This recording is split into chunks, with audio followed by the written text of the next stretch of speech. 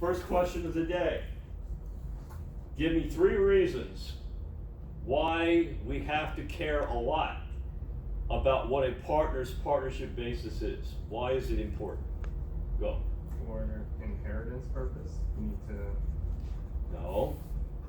Why do we need to know a basis in your partnership interest? There's 3 reasons. If you sell your interest. If you sell your interest, how are you going to calculate gain? Oh, that's the most obvious one, right? All right. Okay, you redeemed yourself there. Now the other 2 are not quite as obvious. You want to try another one? I'll try. Yep.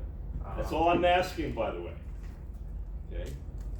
We're not going to nail you to the cross like Jesus if you get the question wrong. Go ahead.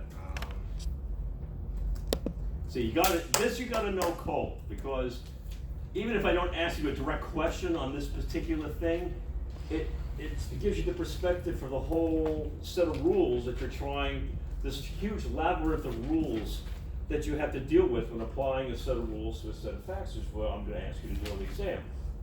Some of your, let me talk about the exam. It's 40 questions, all objective.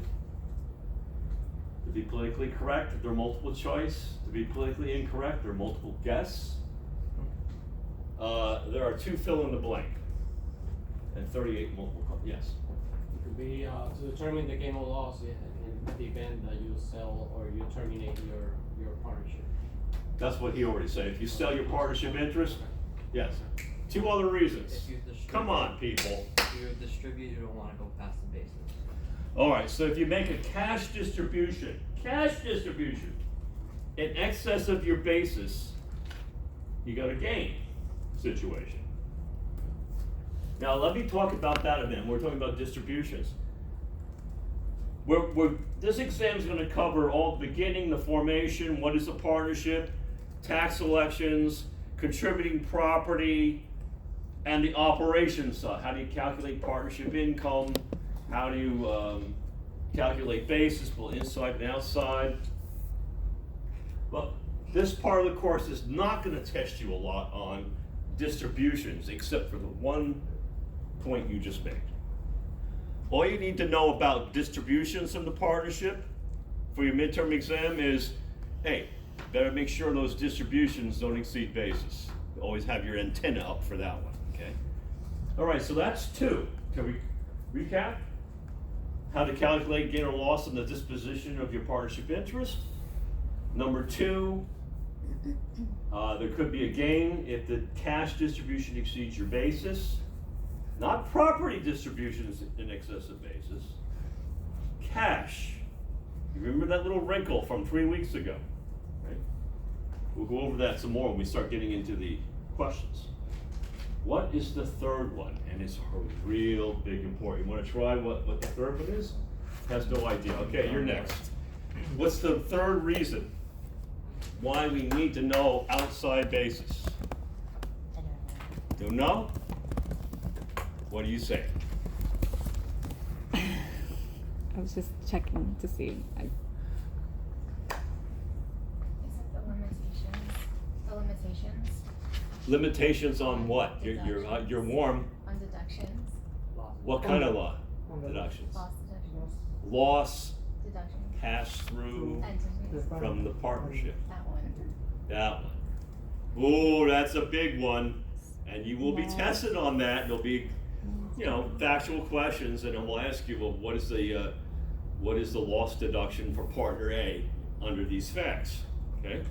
So those are the 3 reasons you need to know. Basis. And we're going to go over the formula and how you calculate basis. Your initial basis is calculated how you acquired it. Did you buy it? It's your cost. If you inherited it, it's fair market value, date of decedent's death. If you acquired it by gift, then it's the donee's basis, unless it's sold at a loss, and then there's a comparison thing between fair market value basis. So that's your starting point. And then you have to increase basis for what? Income. Your share partnership income. What else would you increase basis for? Contribution. Liabilities. Your share liabilities. Very good. What else? Contribution. Capital contributions. That's the most obvious one. You did the hard ones first. All right. And what would reduce your basis? What's the most obvious one? Distribution. Distributions? What's another reduction? Not so Loss. obvious. Should we just share losses? Share of losses, Reduction of liabilities. reduction of liabilities, good. Keep going. I need to hear from you. What's another reduction for basis? They've done all the easy ones, so you only have the hard ones left, sorry. Huh.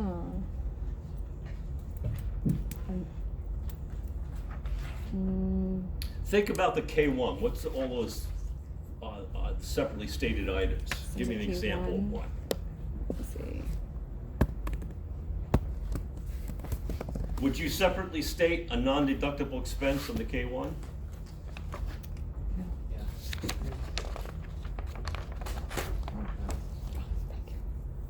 So the Yeah. ordinary business, so the income. So is a non-deductible expense gonna reduce your partnership basis in your partnership interest? It may not reduce your share of taxable income, but does it reduce your basis?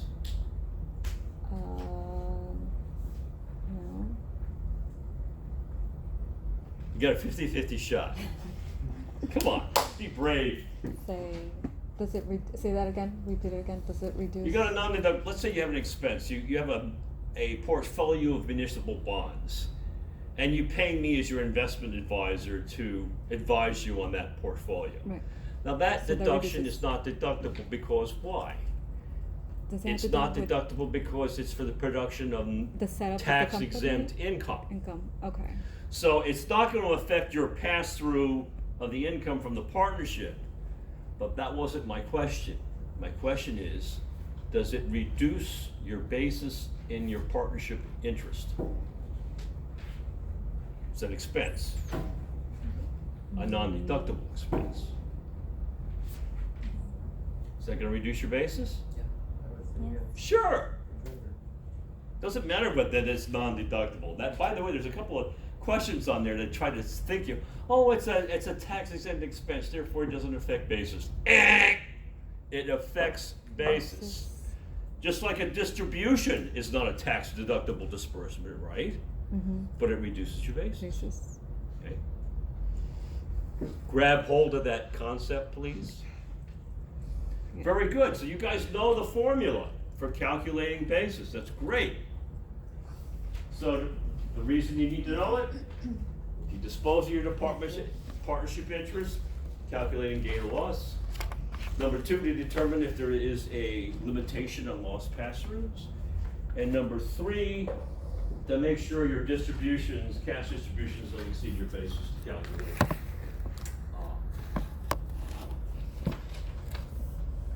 Gain. Whose book was this? Thank you. So basically, you need to read the first 10 chapters of your book. Okay? Probably not in as much detail as I covered, okay? All right. Hard to believe that we actually covered all that material. See, I taught it from the code. I taught it the way a law professor would teach it, which you guys may or may not like, but whether you like it or not, you're gonna learn how to read the code, okay? When I was an accounting student, first of all, that was back in the days when you had to buy. And the Internal Revenue Code is 2 volumes this thick. And I remember as an undergrad accounting student, I was taking tax 1 for the first time. I said, buy this. And it was 2 volumes. I said, it's like, holy crap. I'm gonna have to read 2 volumes of this for 1 3-semester hour class, plus the textbook. So what have I gotten myself into?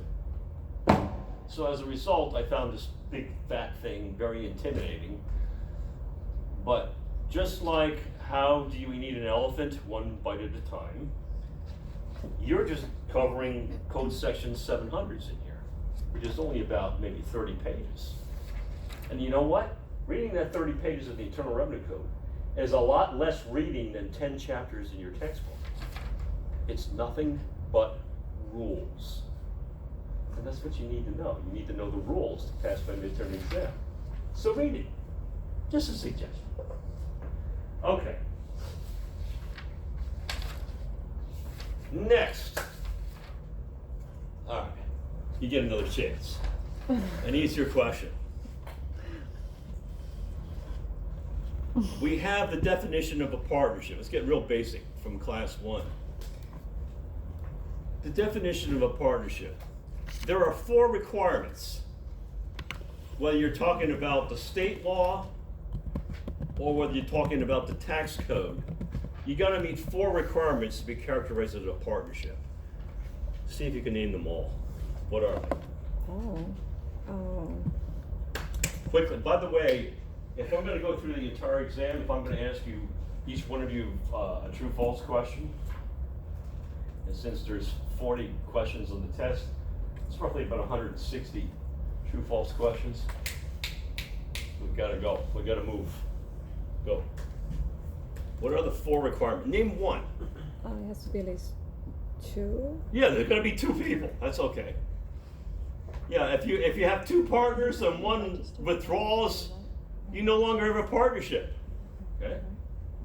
What's the second one? I can't remember.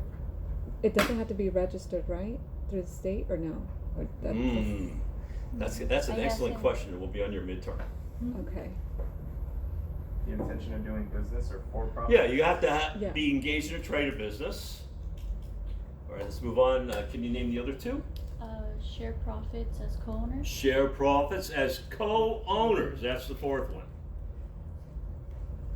2 or more people operating a trade or business for profit, not for a non-profit, because then you're a tax exempt entity, as co-owners. As co-owners. All right? Now,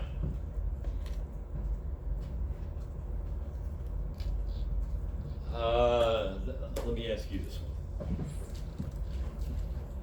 We have the state definition of a partnership, which basically says that in so many words. And then we have the Internal Revenue Code definition of a partnership, which sort of says that. My question to you, let's start very, very simple. Yes or no? Are the 2 definitions the same or virtually identical, or are they different? Well, one is more broad than the other. Oh, so they're very good. That's what I'm looking for.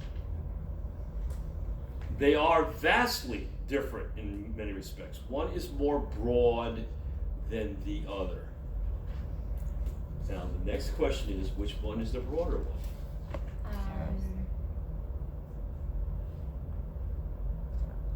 By the way, any of you guys that haven't sharpened your pencil and writing down everything we're discussing here, virtually everything we're discussing is going to be on your test.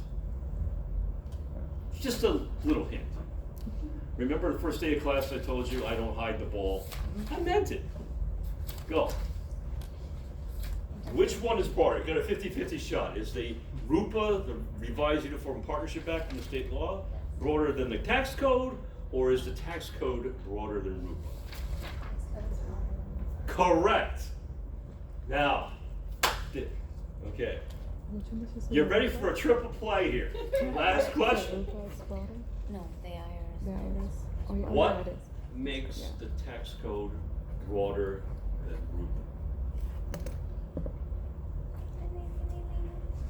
All of their fill-in words.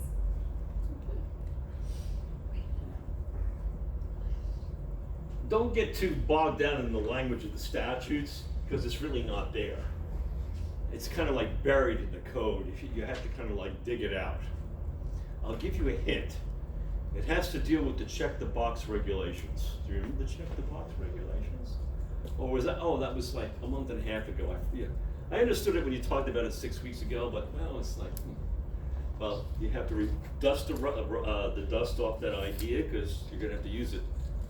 By the way, your exam becomes available tomorrow. And it's available for, I think, through July 4th. That doesn't mean you have to take it tomorrow, so, don't be biting your fingernails if you're behind in your studies. You got time. But it's time to really settle down. So, how would I study for the midterm? rework all the class question discussions, which hopefully you have the answers to from the class discussions. Take copious notes today. Make sure you understand everything there. And that's basically it. And read the PowerPoints after you've done that several times. The PowerPoints are very abbreviated. It doesn't have all the details in it. But, and because of that, because it's just hitting the high points, if you read a sentence in the PowerPoint and you're like, what is Ray talking about? If you read a sentence in the PowerPoint and you have that reaction, you have some additional studying to do. Because those PowerPoints, when you read them for the last time, would be, oh, yeah, that's obvious. That's the simple part. The harder part is actually applying the law to the facts. Applying the law to the facts, you'll get out of reworking the class problems, okay? All right. So that's how I would study for the exam. It's available to midnight, July 4th, because I know you're all working stiffs. I know you just love the idea of taking your midterm exam on a holiday, but I thought I was doing you a favor. Would you rather that or during your work day? I mean, it's like, I gave you the choice. You can take it on July 2nd or 3rd when you're working, or you can take it on your day off. I'm assuming that your boss gives you July 4th. All right, I digressed. Why? How is the tax code more broad than RUPA? Has to deal with one particular kind of entity. Interpretation of the No, IRC or no? the issue Like- is state law doesn't include in partnerships a particular kind of legal entity. Now, I gave you a big hint there. LLC? LLC. Under RUPA, is an LLC a partnership? No, it's an LLC, right? For state law purposes, okay? Nowhere in RUPA is an LLC considered a partnership. Now, my question for you is, follow up. Can an LLC be taxed as a partnership for tax purposes? Yes. Yes. Well, you In bet. fact, if there are two or more people as owners, and let's say they don't make any tax elections, what's the default entity you've chosen for tax purposes? Partnership. Partnership. If there's one owner of the LLC, and you make no tax elections, what have you chosen? Sole proprietorship. Sole proprietorship. Correct. So the tax code includes LLCs in its definition. Possibly, depending upon what you do. That's why I say, do you know the check the box regulations? Remember, the check the box regulations allow an LLC to be taxed one of 4 different ways. What are the 4 different ways? What are the 4 different ways for an LLC to be taxed? Sole proprietorship, Oops, sorry. corporation. Well, I was gonna Yeah, the corporation. take a ride. S corporation. Then No, jump sorry. Okay. Oh, they were saying sole proprietor, Sole proprietorship, corporation. corporation, S S corporation, good. LLP. What's the 4th one? L, is it? What's the subject of this course? Partnership. Partnerships, there you go. S corp, C corp, partnerships. No, even I can't do it. Just that's funny. All right. So that's the idea. That's the check the box regulations. What's the policy beyond the check the box regulations? We'll let you choose your own poison, Mr. Taxpayer. We'll let you choose. But once you've made your choice, You can't. you're stuck with it unless you can jump through certain hoops of fire. Okay. All right. This gentleman's so busy taking notes, I gotta get his. Okay. Here's your true false question today.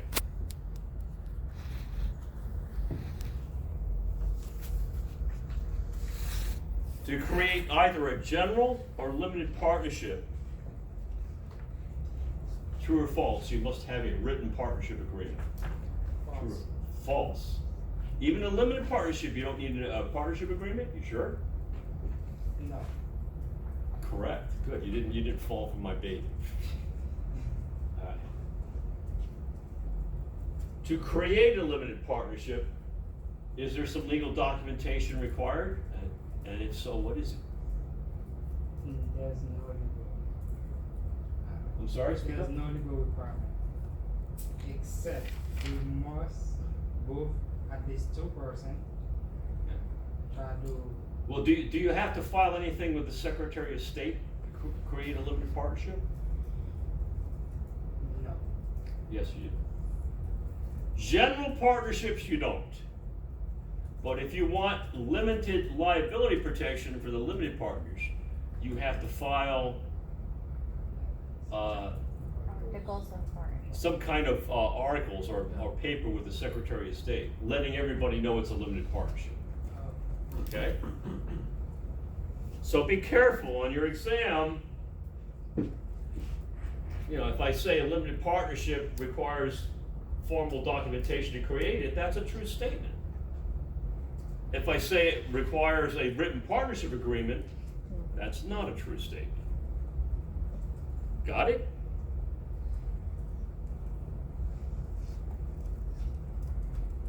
Now, is it a good idea to have a written partnership agreement? Yes. Oh, hell yeah. If you want to have what's called special allocations, so that's my next question. Can you tell us what a special allocation is? What are we talking about, special allocation? It's like to allocate outside of pro rata based on the partnership agreement. Correct. In other words, your partnership agreement says we share profits and losses 75-25, but you want to give me half of a certain deduction, that would be a special allocation. Okay? Your partnership agreement should spell out those special allocations. So if you have no partnership agreement, can you have special allocations? Not really. Can you have it? You don't need the partnership agreement though if somebody. You have to do a special allocation for liabilities, no? Like if the liabilities belongs to one partner. Well, if the loan is to one partner, that's just part of the, relationship. That's a debtor-creditor issue as opposed to an allocation of deductions and losses issue. No, but the K1 has to post like the debt, right? Like recourse, non-recourse, stuff like that. I'm not sure I understand your question. Like, don't you have to? It doesn't matter. This is like outside of the. Yes. So, if 3 partners sit down for lunch and they're deciding how to specially allocate their shares next year, and they don't put it into a partnership agreement, they can still go They ahead got with an it. issue there. Well, the law says that in one of the great ambiguities of partnership tax law, they say if you don't have a partnership agreement, then your deductions are allocated in accordance with your interest in the partnership. You remember reading that in the code? Yes. Okay. Now, what is your interest in the partnership? That, it's like, okay, now we got to figure out what those words mean. So it's going to be a difficult burden of proof to document that you had some kind of special allocation in mind if you didn't have an agreement that says what it is. See, that's the problem. I will stop short of saying you can't have any special allocations without a partnership agreement if there is facts and circumstances indicating that they had some kind of agreement going on based upon the relationships between the parties and they can somehow prove it some other way. It's a problem of proof. Do you understand what I mean by that? Yes. Yes, sir. Okay? The bottom line is that the burden of proof is on you, the taxpayer. So if you're trying to tell the IRS that you intended this and you can't provide any substantiation for it, and the government doesn't want to allow you to do it because it's not in their interest, you lose. Correct. Okay. So that's why I kind of come out and say, hey, put it in the partnership agreement, otherwise you don't have a special allocation. All right, got a little bit off the beat track here. All right.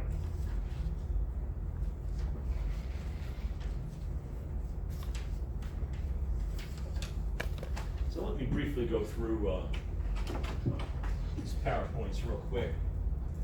Just take 5 minutes to go through these. Once again. Oops, wrong thing.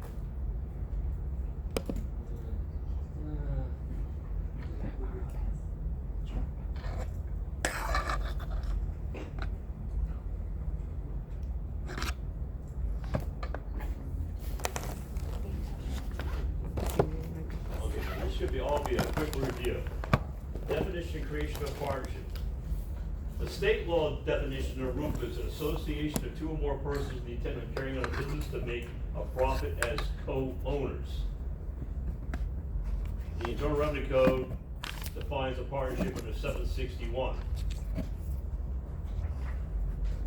The Internal Revenue Code definition of partnership is broader than RUPA because it includes LLCs. Now, what does it mean that two or more persons? Well, the term persons is very broad. It doesn't just include individuals. It includes corporations, other partnerships, trusts, estates, to any entities of any tax-paying entities of any kind. Now, here's an important thing. Let's see what I do your test also.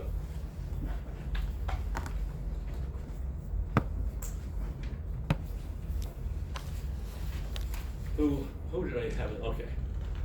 Let's start with you. Okay, so let's start on this end again. True or false? The mere co-ownership of income-producing property creates a partnership for federal income tax purposes. Possibly.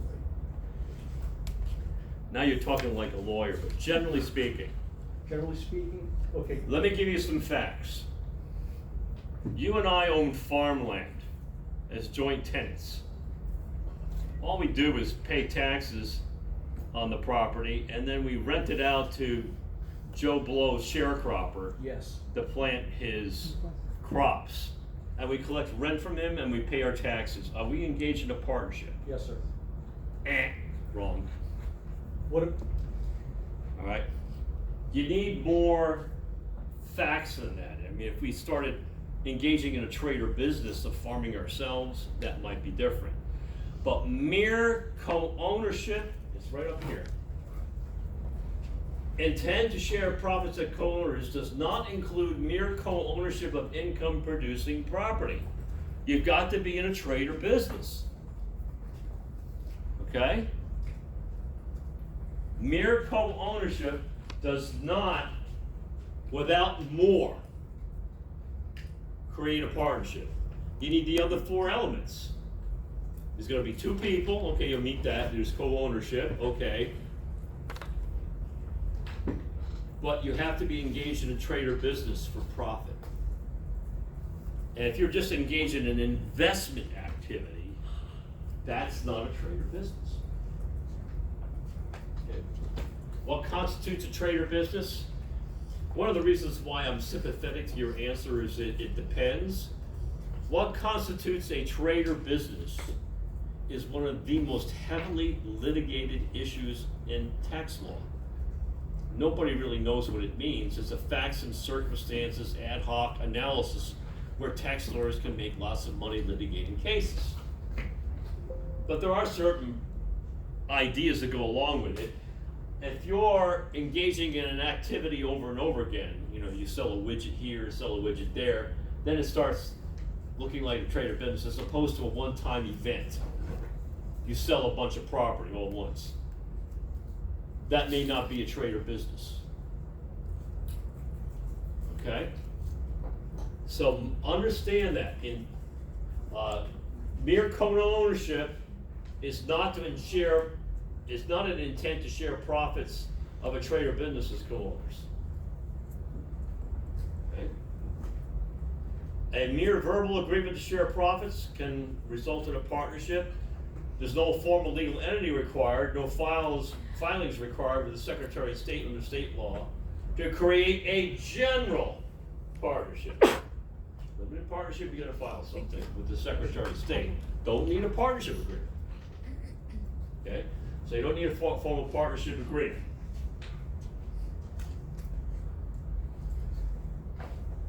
Okay, that's basically what we already talked about. Now, LLCs have to file articles of organization with the Secretary of State. Owners are called members and they have limited liability just like a corporation does. But you have to make a choice as to how you're going to be taxed. Just filing the articles of LLC with the Secretary of State does not result in a tax choice unless you do nothing. Doing nothing may result, there's a default setting. If there's one owner, you're a sole proprietorship. If there's two owners, it's a partnership. Unless you have to make an affirmative election to be taxed as something other than to be taxed as either a C corp or an S corp. You have to make an affirmative election by filing an IRS form. Okay? Now, next question. This gentleman right here. True or false?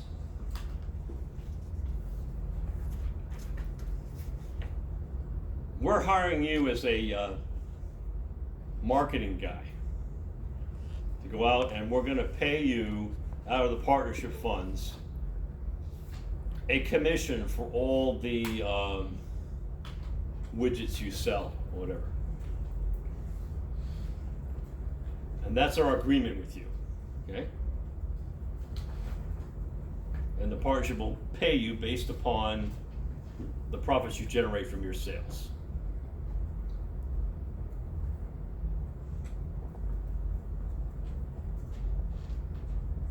Number one, question one. Are you a partner? No. No! Why not? I'm like an employee of the partnership. You're not a co-owner. Yes. Okay? If you're not a co-owner, you ain't a partner. Watch out for that. The mere right to share a venture's profits does not in and of itself make the recipient of those profits a partner without co-ownership. Okay? All right. Good. All right.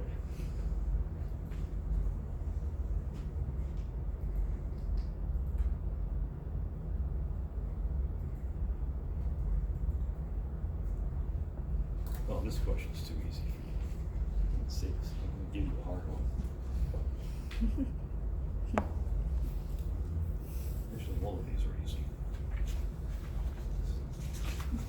Well, don't skip out of those. Okay, I got it.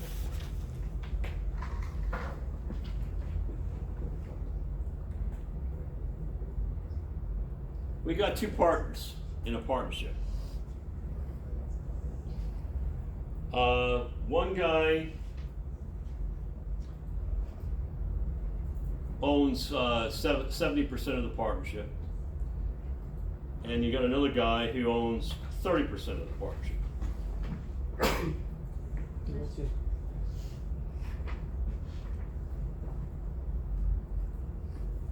Oh, excuse me, we have three partners, I'm sorry. Oh. Three partners. Major partner owns 70%. And you got two smaller partners that own 15% each. The two partners that own 15% each sell their partnership interests to the guy who owns 70%.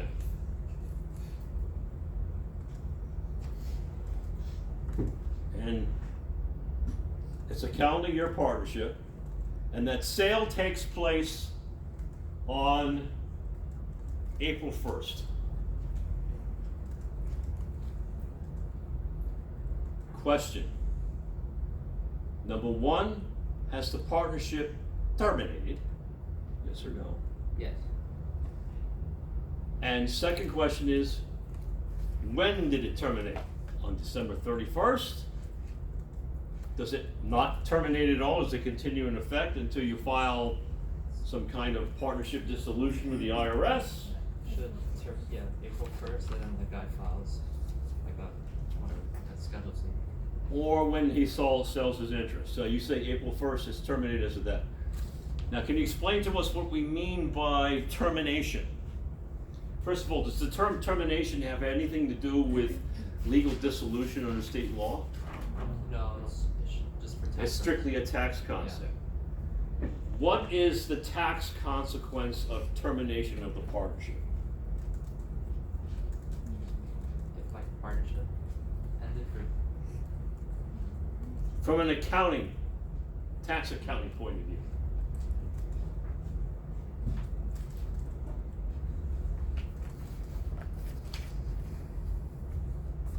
It has to do with tax year. There you go. So if the partnership is terminated, you have the tax years of the partnership, and you have the tax years of the partners. Let's take them one at a time. If the partnership is terminated, is the tax year ends on the date of termination? Yes. Does the tax year? Yes. Second question, does the tax year for the partners with respect to that partnership end at termination? of the No. partnership? Yes, No. it does. With respect to the partnership. Oh, yes. Now, let's change the facts and let's say that the partnership didn't terminate. Okay? But you had these two guys leave. They sold their partnership interest.